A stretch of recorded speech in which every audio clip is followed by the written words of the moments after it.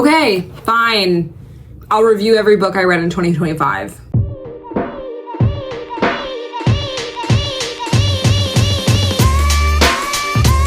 Hi, my name is Leia. Welcome to my channel. Today I'm going to review every book I read in 2025. I'm going to try really hard to not make this video like an hour long. I'm also going to combine book series into one. I think it would be just too complicated to do a review per individual book. In a series, ideally, I think it would be fun to do like a tier ranking video, but my computer is 1,000 years old and I don't think it's gonna happen. So in the beginning of the year, I read The Untethered Soul by Michael A. Singer.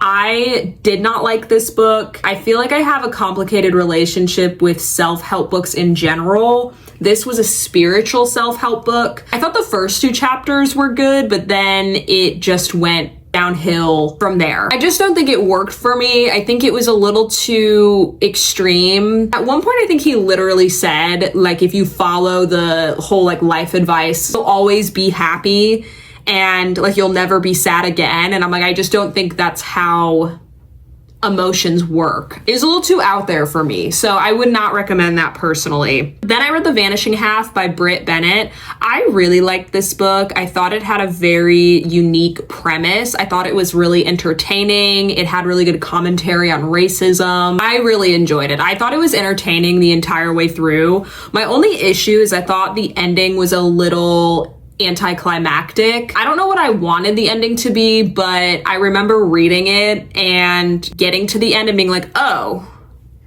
it's over now. But in general, I would recommend it. Then I read the Part of Your World series by Abby Jimenez. I have very mixed feelings about Abby Jimenez books because on one hand, I think they're very entertaining. Like I will binge the books within like 2 days. However, I never really walk away from those books being like, oh wow, what a realistic representation of what a relationship is like. Particularly her male main characters, they feel like they were written by a woman, which they were, but I just feel like there's such an idealized version of a male partner, like through the female gaze, where they never have any flaws. I feel like there's like virtually nothing wrong with them, and the only reason that they don't immediately get with the female main character is due to like life circumstances that he can't control. I also think her dialogue can be a little too cheesy for me. This is also a personal thing, but I hate when authors use TikTok lingo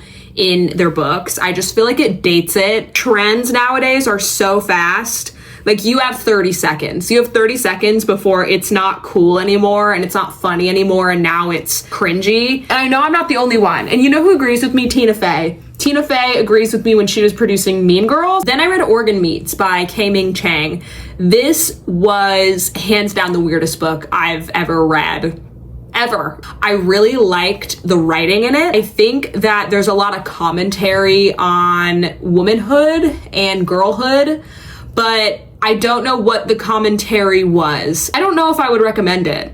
Again, not that it was bad. I don't know a person in which I would be like, yeah, read this book, you'll get it. Then I read Pride and Prejudice by Jane Austen. This was the first time I've read Pride and Prejudice or consumed any media of Pride and Prejudice. It's just a weird way to say I never watched the movie either. I loved the book. And I feel dumb being like, guys, Pride and Prejudice is actually so good. I think the fact that it's like written in Old English forced me to be present in the book. Like it forced me to just like put my full undivided attention to like every line. Otherwise, you're gonna not know what's going on. It was also funny, which I wasn't expecting. I didn't know humor was invented back then. I also love the concept of two people marrying for the sake of being in love, despite the fact that at that time, marriage was a business transaction. I just love that storyline so much. It's very sweet. Aladdin was my favorite Disney princess movie growing up.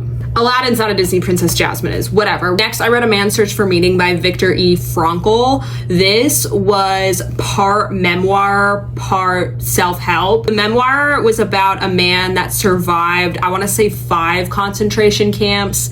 It was a very humbling read. Just him describing their living conditions and continuously being on the brink of starvation and being at a place of exhaustion constantly. It just like makes you reevaluate your life and your problems where you're like, my problems are so small. Like, my problems aren't even problems. Then I read Onyx Storm. Onyx Storm, to me, it felt like Rebecca Yarros read a book and then told me what happened in that book from memory. Because I know what happens, but I don't know why. And I feel like I'm missing a lot of context. I feel like there are a lot of gaps where I'm kind of like, I don't even fully understand what is going on. There will be people on TikTok with their Target edition book that they woke up at 3 a.m. and fought off members of their community for. And they have like 500 multicolored tabs. And they're like, no, it made perfect sense. It made perfect sense. You just weren't paying attention.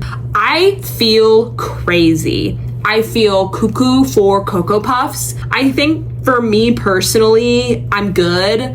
I think I don't care anymore. I don't really have any interest in continuing on with the series. I think the only way I'll read the next book is if I am forced to via my book club. Then I read Little Fires Everywhere by Celeste Ng. I thought it was good. I really liked it. I thought it was entertaining, but I think it also had really good commentary on racism and class distinction. I just thought the ending was a little unsatisfying to me. I think I wanted like every white person in this book to be set on fire, but I would recommend it. Then I read the Beartown trilogy by Frederick Bachman.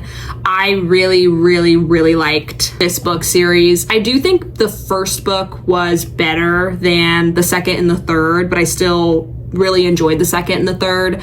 It made me cry a lot. In general, I really like the way Frederick Bachman writes his characters. However, I don't think I would like generally recommend this book. It's very heavy. You fall in love with these characters and then he's like, yeah, and then like sad, horrible things happen to them and you have to read about it. Then I read The Housemaid. The thing about Frida McFadden is I think she writes really entertaining books that are very bingeable, but I'm trying to think of a nice way to word this. I read one of her books and I'm like, oh, yeah, I could write.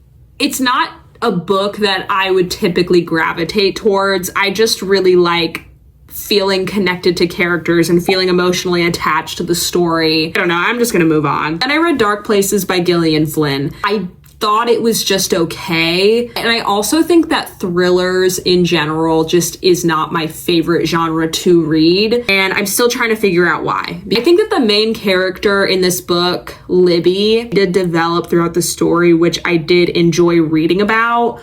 But I just feel like in general, I didn't care. I didn't care about the plot. I really wasn't that interested in finding out who murdered who. I don't know if I would recommend it either. I think in general, I'm just like not your girl for thriller recommendations. Next, I read People We Meet on Vacation by Emily Henry. I really liked this book. She has millennial humor, particularly in this book. Poppy's personality, for better or for worse, reminded me of Lorelai Gilmore.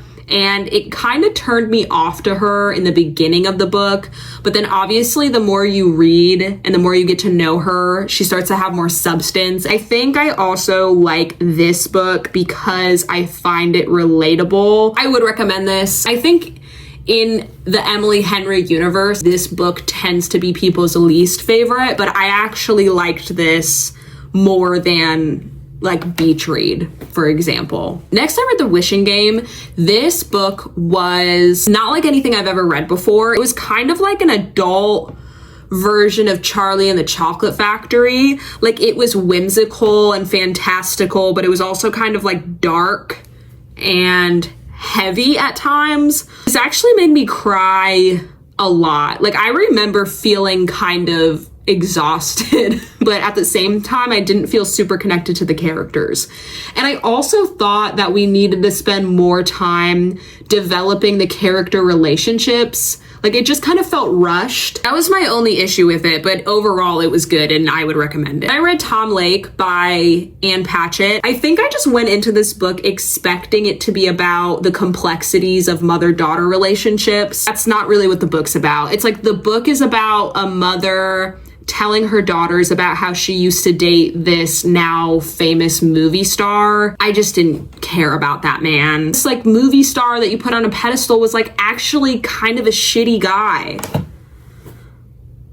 I'm shocked. My jaw's on the floor. I don't think I would recommend it personally, but I know a lot of people like that book. Then I read Looking for Alaska by John Green. I know I am not the age demographic, but I thought it was profound. I really loved it. I think if I read this at 16, I would be insufferable. I think I'd make it my whole personality. I want to read more of his books in general. Then I read The Let Them Theory. I have mixed feelings about this book. I do think that there were some chapters that I could resonate with. I think after a while, it just gets redundant. And I also feel like giving people advice in this like one size fits all way won't actually change your life. What she's saying and her mentality, like, I don't always agree with. I think she's really good at marketing though. And I read Clara and the Sun by Kazuo Ishiguro. I really liked this book. It's commentary about AI. I hate AI. It kind of scares the shit out of me. So this book scared the shit out of me. He doesn't really answer a lot of like questions that you have, which I think some people would be frustrated by, but I liked it. Then I read 1984 by George Orwell. I read it in high school, but like also not really. I probably like Cliff Notes'd it. I don't love the way the male main character interacts with the female character in this. It was written a very long time ago, so like I'll chill out, but there were certain parts of this where I'm like, okay, that was kind of a scary, weird thing for you to say, and then we just like move on. Had really good commentary on government control and propaganda. Yeah, I don't know. I thought it was good. It's a classic. It's whatever. Read it if you want. Then I read In the Dream House by Carmen Maria Machado. It is a memoir about a woman in a abusive relationship with her girlfriend. The way it was written was beautiful, honestly, and it was in a format that was very unique, and I really, really liked it. I really liked it. I would recommend it. Then I read The Mysterious Benedict Society by Trenton Lee Stewart. This is a children's book. Why did I read a children's book? I don't know. Watch my video. Would I recommend it? No. To a child, maybe. I'd recommend it to my future child, maybe. I thought it was cute. Low-key, I thought this was commentary on government propaganda, but then I'm like, I don't know, it's a children's book. Maybe I'm thinking too much into it. If you're a child or know a child, recommend it to them. Then I read A Short Walk Through a Wide World by Douglas Westerbeck. I did not like this book. I just thought it was boring and repetitive, and I just felt nothing towards the character. And then I just like finished the book and I was like, what was the point of that story? I wouldn't recommend it personally. Then I read Alone with You in the Ether by Olive E. Blake. I loved this book. I read it in my book club with my friends and no one else agreed with me. I loved it, but would I recommend it? I feel like maybe not. I thought it was unique. I loved the writing. I just loved how like unconventional it is. Like the two main characters are very deeply flawed and it's about them falling in love with each other and having a toxic relationship. But then it's like they just like love each other anyway. Then I read The Summer I Turned Pretty series by Jenny Han. I think I was too old to read these books. The first book I was like, I like the summer vibes. Like I thought it was atmospheric. I don't know why I kept going. I should have just stopped at book one and been like, clearly this is for a teenager. Then I read Book Lovers by Emily Henry. I loved this book. I feel like this is a love letter to the oldest daughter. I'm an only child, so I can't relate to it, but I felt maternal towards them, where I'm like, I need to start taking care of my friends in the way that they take care of everyone else. Anyway, I loved it. I also really liked the romance in it. I think this one is like one of my favorite Emily Henry books. Then I read Out of Nowhere by Sandra Brown. It's a thriller, I think, or like a murder mystery. I thought the romance in it was kind of weird. I think it's a me problem with thrillers and murder mysteries where I'm like, I don't care. I don't care. Like, okay, someone died. You're still on that. Who did it? I don't know. Why are we still talking about it? Like, let's move on. Then I read A Thousand Splendid Suns by Khaled Hosseini. It's like, yeah, it's fiction, but you know, like, this is how women were treated in real life. It's so infuriating and so disgusting and disturbing. I've never wanted a man to die more than the man in this story. It is really, really good. It's just heavy. I would recommend it, but just like know what you're getting yourself into. Then I read The Five People You Meet in Heaven by Mitch Albom. I didn't really like this book. I feel like a lot of people read this and are like, oh my God, it's such like a wholesome, heartwarming story. I didn't feel that way. Like, I did not resonate with it. I think I just don't like the tone of it. It's just not for me, and that's okay. I wouldn't recommend it personally, but I know a lot of people like Mitch Albom's books. Then I read All the Light We Cannot See by Anthony Doerr. I really, really liked this book. In the beginning, I had no idea what the hell was going on. It just like drops you into the story and you just kind of have to like trust the process. I just felt very emotionally connected to one of the perspectives that you follow.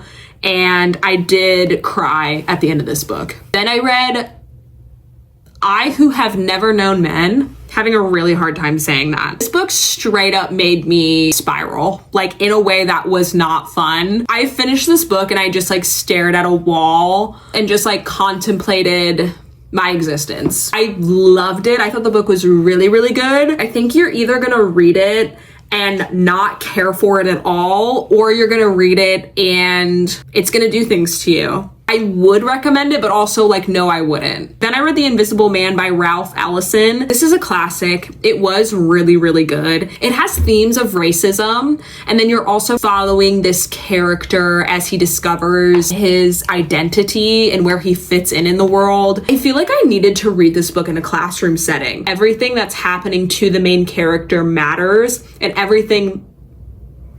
What are you doing? I just don't think I have like the knowledge or like background to fully analyze everything that this book was saying. But that being said, it was really good. Then I read Project Hail Mary by Andy Weir. Everyone's like, you have to listen to the audiobook. The audiobook's the best. They are correct. I thought it was funny. I thought it was interesting. I really like how he explains the science behind everything. I was not expecting it to be as wholesome and heartwarming as it ended up being.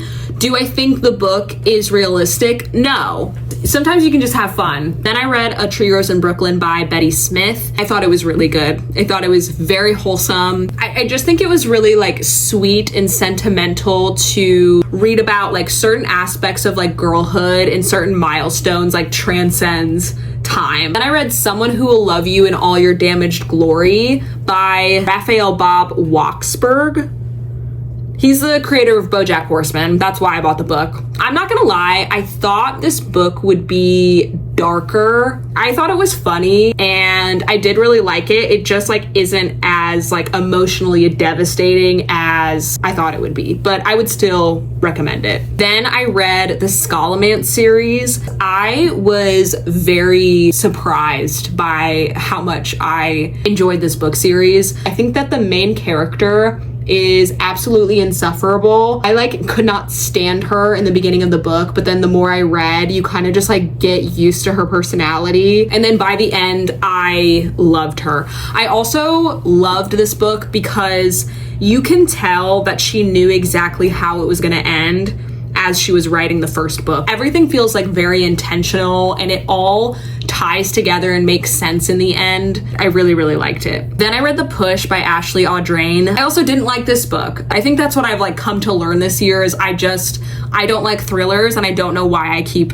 reading them. It's about a mom that gives birth to her daughter and then she just like feels nothing for her daughter. And she's like a negligent mother because she doesn't care about her daughter. And then the entire book, like, oh, is her daughter actually the spawn of Satan or is the mom crazy? I don't care. I also think that if she made it an open ending, it would be better, but she actually gives you an answer, which I didn't like either. I don't know. I wouldn't recommend it personally. Then I read Lost and Lassoed by Lila Sage. This is the third book in her interconnected series. I haven't read any of the other books.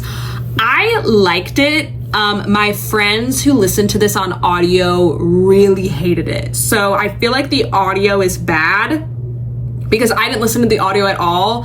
And I thought it was fine. I actually liked it a lot more than I thought I would, because I don't think like cowboy romance is really my vibe. I just thought the dialogue was cringy. There were certain parts of it that I was like really crawling out of my skin. I read I Want to Die, But I Want to Eat Tteokbokki. I thought the premise of it was interesting, where the author records her therapy sessions and then the book is like transcripts from her therapy sessions. But I feel like I actually enjoyed her essays. It's like her writing outside of the transcripts more than I did the actual transcripts. Like I feel like I didn't really get a whole lot out of reading her therapy sessions. I don't know if I would recommend it, because like really I just liked her essays. Then I read the Hunger Games trilogy. This was technically a reread. I hadn't read them since I was a teen, and yeah, I would recommend them. I love them. They're so good. I think they're just as good now as they were back then. Imagine reading this for the first time and like not knowing any of the plot twists, not knowing what's gonna happen. Like, we didn't know what we had. Then I read Wild Dark Shore by Charlotte McConaghy. I was surprised by how much I liked it, because I feel like when I started reading it, I was not invested in the story. I didn't really care. But then as I got to know all the characters, I really enjoyed it. I was not expecting any of the plot twists. Yeah, I don't know. I thought it was really good. I would recommend it. And that was the last book of 2025. Overall, I actually don't think it was that great of a reading year. I'm figuring out what I like by reading books that I don't really like. But yeah, I think that's it. So thank you so much for watching, and I'll see you next time.